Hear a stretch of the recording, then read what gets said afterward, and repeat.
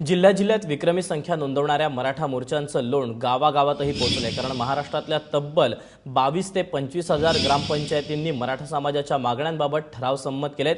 महत्त्वाचं म्हणजे हे सर्व ठराव कोणत्याही विरोधाविना एकमुखानं संमत केले गेले।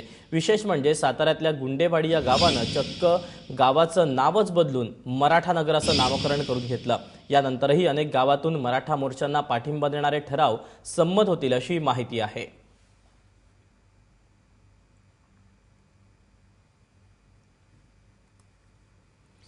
तेव्हा मराठा क्रांती मोर्चाचं रांज राज्यातल्या गावोगावच्या ग्रामसभेमध्ये सुद्धा उमटलेलं पाहायला मिळतं। इकडे मराठा मुक मोर्चाचं वादळ आज मराठ्यांच्या राजधानीत धडकणार आहे। साताऱ्यातल्या शाहू स्टेडियमपासून या मोर्चाला सुरुवात होईल। साताऱ्याचे खासदार उदयनराजे भोसले देखील या मोर्चात सहभागी होणार आहेत। उदयनराजे सुरुवातीपासूनच मराठा मोर्चाच्या समर्थनार्थ उभे राहिलेत।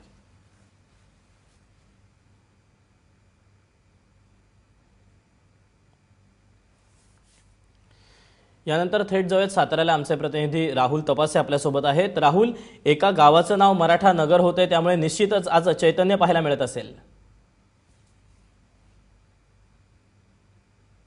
निश्चितच सातारकरांसाठी ही खरोखर एक आगळीवेगळी हा दिवस म्हणावा लागणार आहे। कारण आज भूतो ना भविष्य असा जरी हा एक मोर्चा मुकमोर्चा हा सातारकरांसाठी पाहायला मिळाला जाणार असला तरी जे सध्या ही जी राजधानी आहे ती छत्रपती उदयनराजे भोसले यांची ही राजधानी म्हणून ओळखली जाते।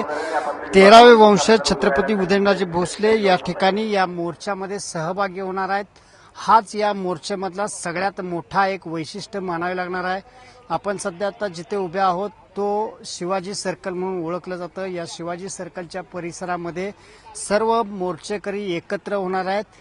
जी सांगता जी आहे ती याच ठिकाणी होणार आहे।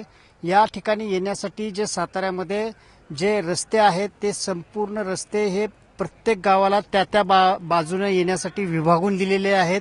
त्यामुळे प्रत्येकांचा जो दिशेचा जो रोष आहे, दिशा जी आहे ती याच ठिकाणी शिवाजी सर्कलमध्ये येऊन थांबण्यासाठी त्यांना सांगितलं गेलेलं आहे। या सातारा जिल्ह्यातले जवळपास गाव वाड्या वस्त्या ह्या संपूर्णपणे या ठिकाणी येत आहेत।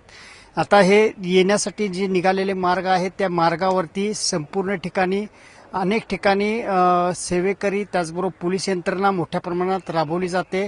कोणताही अनुचित प्रकार या मोर्चा दरम्यान घडला जाणार नाही यासाठी प्रयत्न केला जातोय। सध्या आता हे सगळं एका बाजूला असताना मात्र जे खटाव तालुक्यातलं गुंडेवाडी म्हणून गाव आहे त्या गुंडेवाडी गावानं तर काल ग्रामसभा जी झाली त्या ग्रामसभेमध्ये गावाचं मराठा नगर असं एकमताने त्याला संमती दिलेली आहे।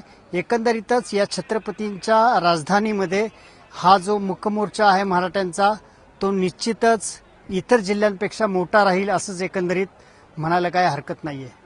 निश्चितच राहुल, तुमच्याकडनं या मराठा मोर्चा संदर्भातले प्रत्येक अपडेट जाणून घेणार आहोत। तुर्तास धन्यवाद दिलेल्या माहितीबद्दल। आणि हाच मोर्चा जो काही आहे तो निघणार आहे त्याचे प्रत्येक अपडेट तुम्ही आमच्या वेबसाईटवर देखील जाणून घेऊ शकता।